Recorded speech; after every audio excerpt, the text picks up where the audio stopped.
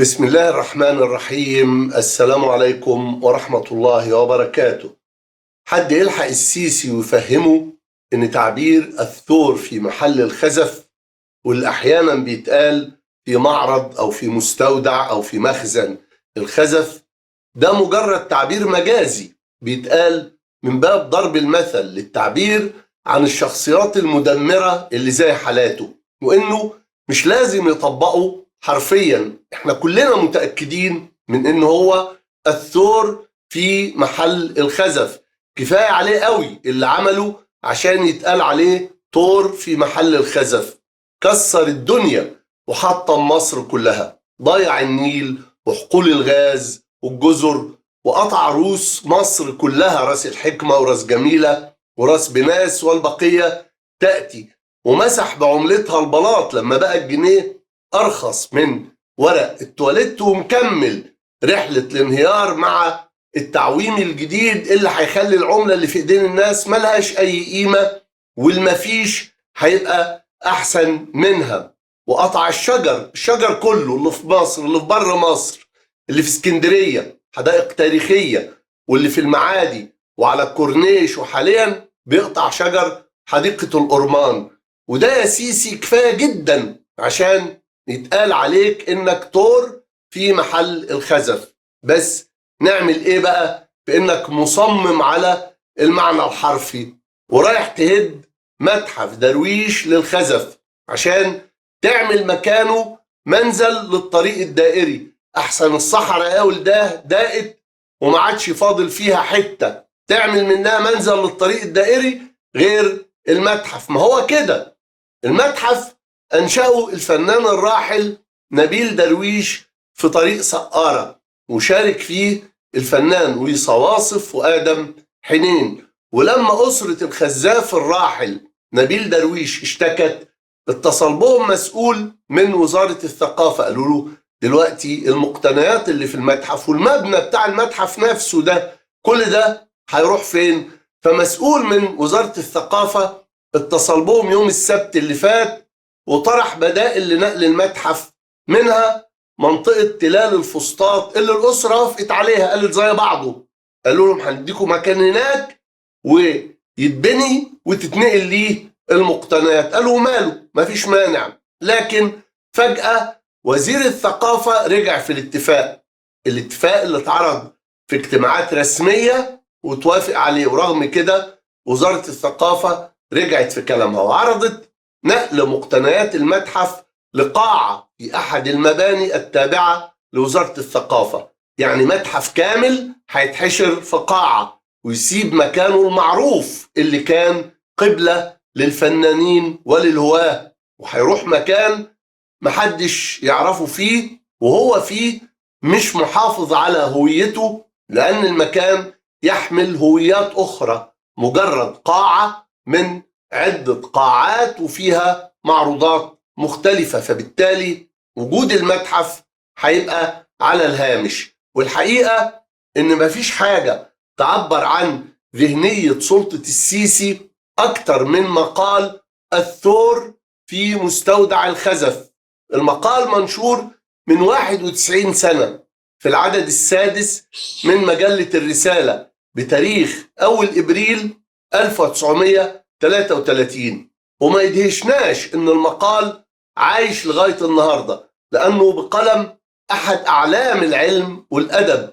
كاتب المقال هو الدكتور محمد عوض محمد، العالم الجغرافي والمترجم وعضو مجمع اللغة العربية ومقرر إحدى لجان المجلس الاقتصادي والاجتماعي في الأمم المتحدة، اللي رحل في القاهرة سنة 1972 وعمره 77 سنة.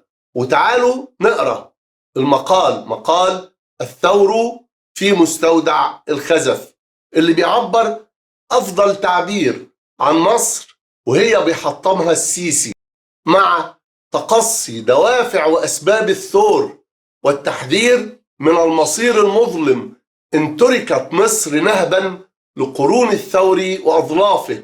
كما أن المقال لا يبخل بتقديم الحل الوحيد، مؤكدا أن هذا الحل هو الخلاص من الثور وبشكل نهائي، وليست هناك حلول أخرى. والعجيب فعلا أن المقال بيوصف متحف درويش أدق وصف، لدرجة أنه كان فاضل بس يقول اسمه. وتعالوا نقرأ اللي اتكتب في المقال. جعل الثور يطوف في نواحي المدينة ويجول في طرقاتها في ساعة غفل فيها الرعاة وغاب الحراس، فلم يزل يمشي على غير هدى حتى ساقه القدر المحتوم إلى مستودع الخزف في دار صغيرة متعددة الحجرات. جمع أهل المدينة تراثهم الخالد أو الذي حسبوه خالدا من خزف قديم وحديث. وصناعة الخزف أقدم صناعات الإنسان جميعا، بدأ يمارسها منذ آلاف السنين، وهو بعد في مثل سذاجة الأطفال. فكانت أي صناعة الخزف في العصور الأولى شكولا ساذجة وصورا بسيطة يراد بها النفع والفائدة، لا الزينة والحسن، فلا نقش فيها ولا تزويق ولا إتقان في الصنع ولا إبداع. ثم لم تزل ترقى برقي الإنسان وتمشي وإياه جنبا إلى جنب وتحاكيه في تقدمه ورفعته، حتى غدت فنا من أجل الفنون وصناعة من أشرف الصناعات، وأبدع فيها الخيال البشري أيما إبداع، فأصبح منها اليوم ما يعد تحفة القرون وفخار الفنون. وهذه المدينة عريقة في صناعة الخزف البديع، قد نبغ فيها في جميع العصور رهط من كبار رجال الفن، فرفعوا في العالم ذكرها وحلقت شهرتها في سماء الفنون، ولم يكن لها في هذه الصناعة ضريب. وفي هذه الدار الصغيرة قد أودع أهل المدينة خير ما أنتجته قرائح بنيها على مدى القرون، لكي تكون معرضا لهذه الصناعة يزورها الناس في كل آونة، فتنعم عيونهم بما فيها من جمال باهر، وتنعم نفوسهم بما يبعثه الجمال في النفس من سعادة وغبطة. فكان بابها مفتوحا النهار كله، يقصد إليها الناس على الرحب والسعة في كل ساعة من الزمان. وفي ساعة نامت فيها ملائكة السعد واليمن واستيقظت أبالسة النحس والشؤم، ساقت المقادير العجيبة الغريبة ذلك الثور العنيف المخيف إلى هذه الدار من دون الديار جميعا. ولم يلبث طويلا حتى حملته أرجله إلى داخل الدار، فأجال عينيه فيما حوله، فإذا أمامه آيات الفن مصفوفة على المناضد والرفاف من أواني قد ألبستها الحسنى يد صناع، وتعاونت على نقشها وتصويرها البراعة والخيال. ها هنا صور تمثل الطبيعة بزهرها ونورها وخضرتها وندرتها وأنهارها وعينها ونبتها ودوحها ومائها وسمائها. وهناك صور تمثل الطبيعة كما يراها خيال العبقري لا كما يراها الناس، فيزيد في حسنها حسنا وفي شكولها أشكالا وضروبا. وها هنا صور للحياة تذكرنا وصف أبي نؤاس للكؤوس، تتمثل فيها الناس في جدهم ولعبهم وفي سرورهم وكمدهم، وحين يريحون وحين يسرحون وحين يدأبون وحين يمرحون. منها القائم الناهض والجاثم الرابض والمتكئ والمستلقي والساكن الهادئ والثائر النافر، بعضها قد ألبس ثوبا أو بعض ثوب، وبعضها عار إلا من الحسن، وكلها آيات في الإبداع والابتكار. فتباركت الأيدي القديرة التي أحالت الطين والصلصال إلى كل هذا الجمال والجلال. رأى الثور هذا كله، وما برأسه إدراك للفن أو تقدير للحسن، وما في غريزته فهم لهذا الجمال المتسق المؤتلف وهذه الصناعة الباهرة الساحرة.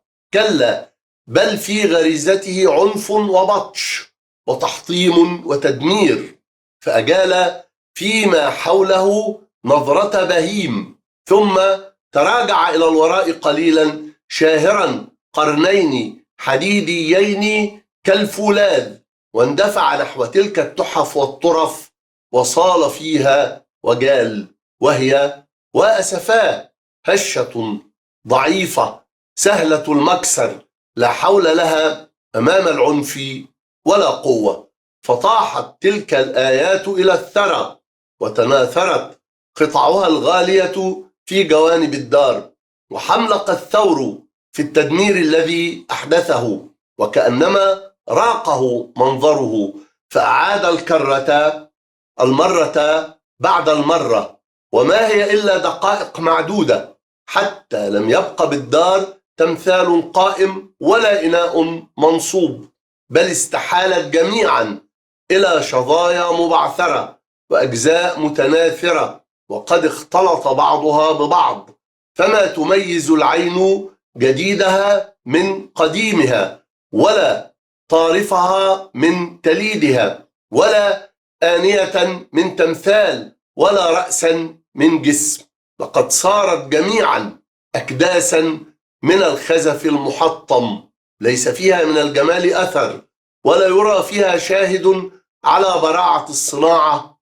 في بضع دقائق استطاع هذا البهيم العنيف أن يقضي على تراث القرون وثمار القرائح وخلاصة الفن، وأن يحيل هذه الدار ولم يكن لها نظير في جمال التنسيق إلى دار فوضى قد شاع فيها الخراب والدمار. ولم يكن بالدار غير فتاة ترعاها، هالها أن رأت ذلك الثور المخيف وأحست بالشر يوشك أن يحدق بالدار ومن بها، فغافلته وهو يلهو بالكسر وبالتحطيم، وانطلقت تنشد النجدة والمعونة. وبعد لأي أقبل الناس علهم أن ينقذوا البقية الباقية، فلم يجدوا بقية باقية. وهل شفى الغليل أن قتل الثور ومزق كل ممزق؟ إن دماء ثيرة الأرض جميعا لا تعادل آية واحدة من آيات الفنون. ويل الورى من عنيف أحمق خرف كأنه الثور في مستودع الخزف، رأى جمالا وفنا ليس يفهمه، وهاله ما رأى من مبدع الطرف، فلم يزل مرهفا قرنيه مندفعا يجري فيكسر ما ألفى من التحف، كأن في صدره حقدا وموجدة لكل شيء بديع الصنع مؤتلف. وكيف يدرك ثور أن ذي تحف للحفظ والصون لا للمحو والتلف؟ هكذا أبدع الدكتور محمد عوض محمد نثرا وشعرا في وصف السيسي وما يفعله بمصر. أبدع من وراء السنوات والعقود، وصفه وهو لم يره ولا هو عاصره، وتلك قيمة الإبداع الصادق. ولعل قدرته على كشف الثور ودقته في وصفه من الأسباب التي تجعل الثور والثيران جميعا يكره ويكرهون أعمق الكراهية، ويعادي ويعادون كل العداوة هذا الإبداع. والسؤال: من يوقف الثور قبل أن يحطم ما بقي من الخزف؟ هذا هو السؤال. والسلام عليكم ورحمة الله وبركاته.